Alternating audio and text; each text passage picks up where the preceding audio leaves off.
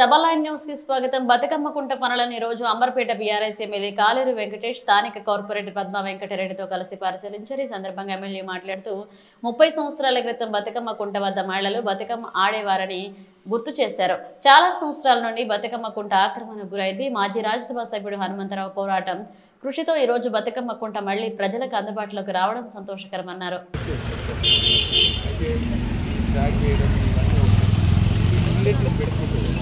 ఆడవాళ్ళకి ఇక్కడ పిల్లలు మధ్యలో స్టెప్స్ పెడుతున్నాం.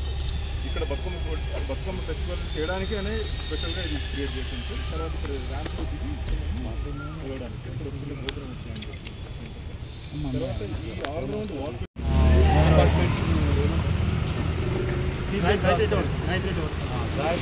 అవన్నీ ఇంట్లో వర్షం ఆల్రెడీ ప్రాబ్లమ్ అయితే అటువైపు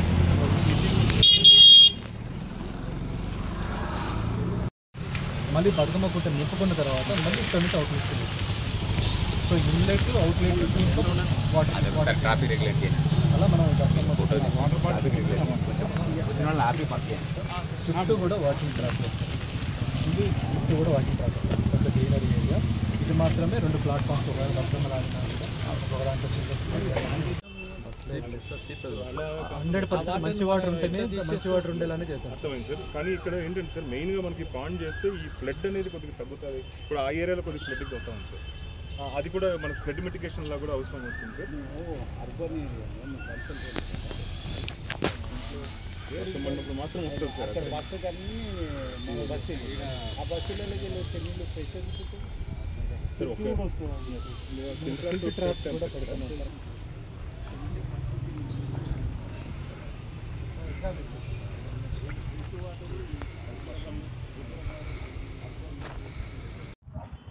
ఆడపడుచులందరూ ఒక 40 సంవత్సరాల క్రితం వరకు బతుకమ్మ కుంటలో చుట్టూ బతుకమ్మలు ఆడి ఆ తర్వాత బతుకమ్మలు కూడా ఈ కుంటలో వదిలేసేవారు.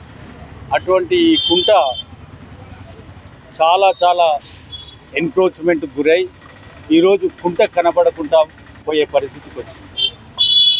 ఎన్నో ఏళ్ళ నుంచి లిటిగేషన్ కొట్లాడి మా పెద్ద మనిషి హనుమంతరావు గారి ప్రేరణతో ఆయన పట్టుదలతో ఈరోజు బతుకమ్మ కుంటను మళ్ళీ రిస్టోర్ చేయడం జరుగుతుంది. ఆ బతుకమ్మ కుంటలో ఉండే లిటిగేషన్స్ అన్నీ కూడా సాల్వ్ చేసి హైడ్రా అనే సంస్థ దీన్ని టేక్ ఓవర్ చేసి ఇప్పుడున్న ప్రస్తుతం ఉన్న గవర్నమెంట్ 9 కోట్ల రూపాయలు శాంక్షన్ చేయడము, ఆ తర్వాత కన్సల్టెంటు కాంట్రాక్టర్ కూడా వచ్చి ఇక్కడ పనిచేయడం జరుగుతుంది. దీని విషయంలో మేము మా అంబర్పేట ప్రజలు అందరూ కూడా ఈ గవర్నమెంట్ను అభినందిస్తున్నాము.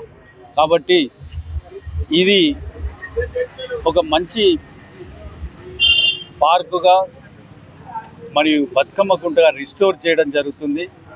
దీనికోసము హైడ్రా యొక్క యూనిట్ను మరియు హనుమంతన్నను గవర్నమెంట్ను అందరినీ కూడా అభినందిస్తున్నాం. త్వరలోనే ఈ పనులన్నీ పూర్తి కావాలని కూడా మేము ఆశిస్తున్నాం.